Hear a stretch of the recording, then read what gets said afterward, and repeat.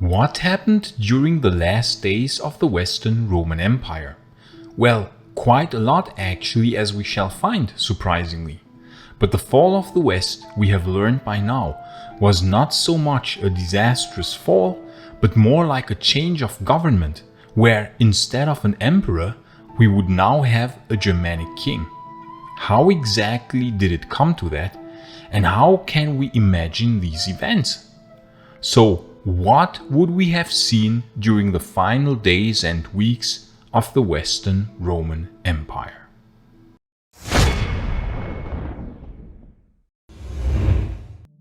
By now, we understand pretty well how and why the Western Roman Empire fell, as we like to say, fall with big quotation marks. The empire split in multiple parts already in 284, when Diocletian reformed the empire. This split became more pronounced in the following century, and by AD 395 it was final. The splitting of the empire is one of the strongest reasons for why one part of the empire had to fall sooner or later. And we saw that by no means was it certain that it would be the West. In fact, as I have shown in this video here, it was at first the Eastern Empire that struggled much more than the West, and came remarkably close to disintegration in the years 399 and 400, and the West had to help the East on multiple occasions. But the final split of the empire was of course a giant disaster for the Imperium, because the two empires would from now on not always follow the same interests and would actually quite often scheme against each other. And so, because ultimately the West had the worst geography and the poorer provinces, and because of constant civil wars and usurpers, Germanic invaders were able to invade the Western Empire. It was in 406 AD that the unraveling began, when a large band of Germanic people crossed the river Rhine and in the following years settled on the territory of the Western Empire. In the following decades, the Germanic tribes managed to establish de facto independent kingdoms on the former territory of the Western Roman Empire. And still, the Romans would continue fighting themselves in endless civil wars, making it really easy for these invaders to grow their dominions. By 439, even Africa had fallen to the Vandals, and by 457 already, the empire was effectively reduced to Italy, because Gallia was now disconnected from Italy and thus for all intents and purposes its own realm, governed by the Magister Militum Aegidius. Even Dalmatia split away from the empire after the murder of Aetius, governed as an independent entity by the Magister Militum Marcellinus. There was a remarkable resurgence under Maiorian, the hero emperor after whom I named this channel, and it could have been a restoration, but for reasons that we shall discuss in future videos, this plan failed and Maiorian, the last hope of the Western Romans, was killed by the treacherous bastard Ricimer. I talked about these events in the very first video on this channel. The Magister Militum Ricimer then tried to reign through puppet emperors, and so the disintegration of the West was accelerated even more. After Maiorian, only Anthemius was a noteworthy exception, since he also really tried to save the Western Empire in a last epic undertaking, together with the Eastern Empire in 468 in a gigantic naval expedition against the Vandals, about which I talked in this video here. But this unfortunately too failed, and in 472 Anthemius was also killed, again instigated by the treacherous Ricimer. By this time, the Western Roman Empire effectively only consisted of Italy, and the situation was now even worse than in 457, because now Gallia had really split away from the empire, as they understandably did not want to have anything to do with Ricimer. Two emperors reigned from 472 onwards, Olybrius and Glycerius, but they really were just puppet emperors, and then after the West was finally free from Ricimer's evils after his death in 472, his nephew Gundobad continued to be the puppet master. But then, in 474, something remarkable happened. But before we get to that, please like this video and subscribe so that you won't miss any future videos on the fascinating era of the late Roman Empire. And please consider supporting our work on Patreon or via YouTube membership, because the long-term sustainability of this channel really depends on your support. YouTube is not generous to such a niche topic about the late Roman Empire, and the ad revenue from the videos is really low. So in order to be long-term sustainable, I really need your financial support via Patreon or YouTube membership, as sorry as I am to say this. And of course, I'd like to thank everyone that supports this channel in any form. I hope that Maiorian himself would be proud that you support a channel bearing his name. Gratias tibiago, amici. Now, why was 474 such a remarkable year for the Western Roman state? I say state on purpose because it seems like a parody to talk about an empire by that point. The emperor Glycerius, being just a puppet of the barbarian Magister Militum Gundobad, was not accepted by the Eastern Roman Emperor Leo. Leo was actually the last Roman emperor who really cared about the Western Roman Empire and did everything in his power to help preserve it. It was now that Julius Nepos rose to prominence, the nephew of Marcellinus of Dalmatia, the same Marcellinus who fought together with Maiorian and Anthemius in vain to restore the Western Empire, but who was most likely killed by Ricimer's treachery in 468. Julius Nepos was also the son of Nepotianus, a general of Maiorian who was installed as the last Roman governor of Hispania, after Maiorian's legendary victories against the Visigoths and the Suevi. Nepos had commanded the de facto independent realm of Dalmatia, a realm that we have to analyze in a separate video, because that realm was remarkably prosperous and powerful for that time, and Marcellinus before, as well as Nepos, both commanded a powerful navy and had a powerful army at their disposal. Nepos and Leo were on good terms, we could even call them friends, and Julius Nepos had even married the niece of Leo, so they had strong family ties. Unfortunately though, Emperor Leo died in January of 474. However, Nepos also had the support of the new Eastern Roman Emperor Zeno.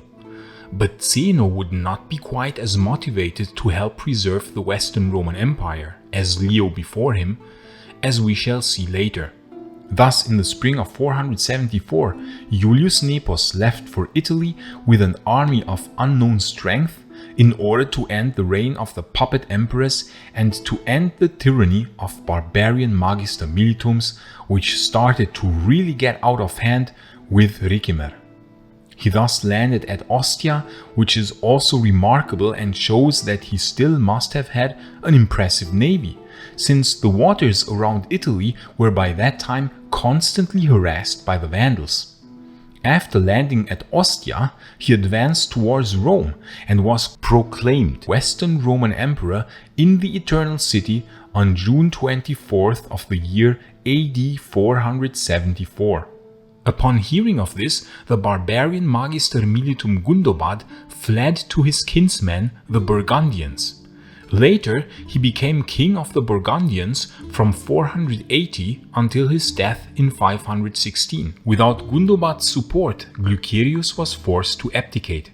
He later became bishop of Salona. This is fascinating for multiple reasons.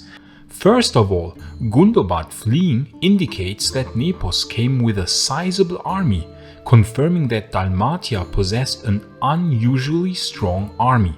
Secondly, he marched on Rome and not on Ravenna. Very often, it is wrongly portrayed that Ravenna was continuously the capital of the Western Roman Empire from 402 onwards, which is wrong. From 450 onwards, in fact, Rome was at least half of the time, again the residency of the Western Roman emperors and capital of the Western Empire.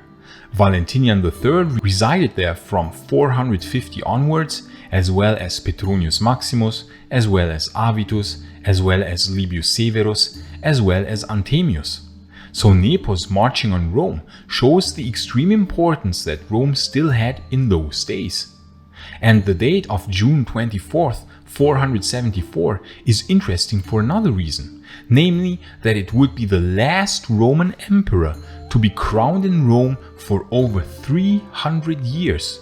The next time this would happen was 326 years later in AD 800, when Charlemagne was crowned Roman emperor of a newly reborn Roman Empire of different form. It is unknown where Julius Nepos resided, but it is quite possible that he also resided in Rome at least for some time, as the imperial mint also issued coins from Rome during those days, in addition to Mediolanum and Ravenna. During his short reign, Nepos tried to achieve what he could with the little resources he had left. Realistically though, by that time, it was impossible to re-establish Roman rule in any of the Germanic kingdoms outside of Italy. The Germanic kingdoms had grown to formidable enemies, and Rome really only could control the Italian peninsula. Recruiting new armies from Italy was impossible, since the Italians already by the late 4th century had become completely unwilling to fight, as attested by the historian Ammianus Marcellinus. Thus he had to make concessions to the expanding Visigoths, which was really seen as unfavorable. However, this was realpolitik of those times, and there was simply nothing else he could do, especially with the Vandal threat still looming on the shores of Italy. Since Julius Nepos's Magister Militum Ecdicius had proven ineffective against the Visigoths, Nepos made the biggest mistake of his career. He dismissed Ecdicius in 475 and replaced him with Flavius Orestes. Orestes was a man of questionable character, and Nepos should have known that it might not be a good idea to make a guy Magister Militum that had helped Attila the Hun against the Roman Empire. Orestes, a man that interestingly was a pagan, was almost as treacherous a bastard as Ricimer, and immediately rebelled against Nepos. He commanded a band of barbarian mercenaries, which was standard practice because, as I said, the Italians were completely unwilling to fight for their empire. A phenomenon that we shall analyze in a separate video. Orestes took control of Ravenna in August of 475, and Nepos, instead of fighting, retreated to his home base of operations in Dalmatia. Why did he choose not to fight Orestes? Well, probably he wanted to regroup and raise a larger army in Dalmatia, possibly also enforced by Eastern Roman troops, which he hoped would be sent by Zeno. He afterwards lived at Salona, quite likely in the old palace of Diocletian himself, scheming his revenge and planning the recapture of Italy. Unfortunately though, as I mentioned earlier, the Eastern Emperor Zeno was not quite as supportive as Leo before him, and so Nepos would have been on his own to re-establish the Western Empire. We shall talk about this in more detail. He might actually have been able to restore control over Italy, because as we said, Dalmatia was unusually powerful, but it unfortunately never came to that. He was killed in AD 480 by two of his commanders, Ovida and Viator, very likely because they were not too keen on the military expedition against Odoacer in order to restore the Western Roman Empire. Thus died the last official Western Roman emperor. But this is a tale for another time. In Italy, meanwhile, Orestes had installed his son Romulus onto the throne at Ravenna. So now, in the very last year of Roman rule, Ravenna was again the capital. Romulus Augustus, in a strange twist of irony, combined the name of Romulus, the legendary founder of Rome, and Augustus, the first emperor of Rome. But contrary to those two, this Romulus was just a boy and not the stuff of legend. Hence, he was often jokingly called Augustulus, the Little Augustus. Orestes' foederati troops, meanwhile, grew discontent with the Magister Militum. Probably he couldn't pay them enough since the empire was almost bankrupt. So they demanded lands in Italy, which Orestes in his folly denied them. Thus began the last days of the Western Empire.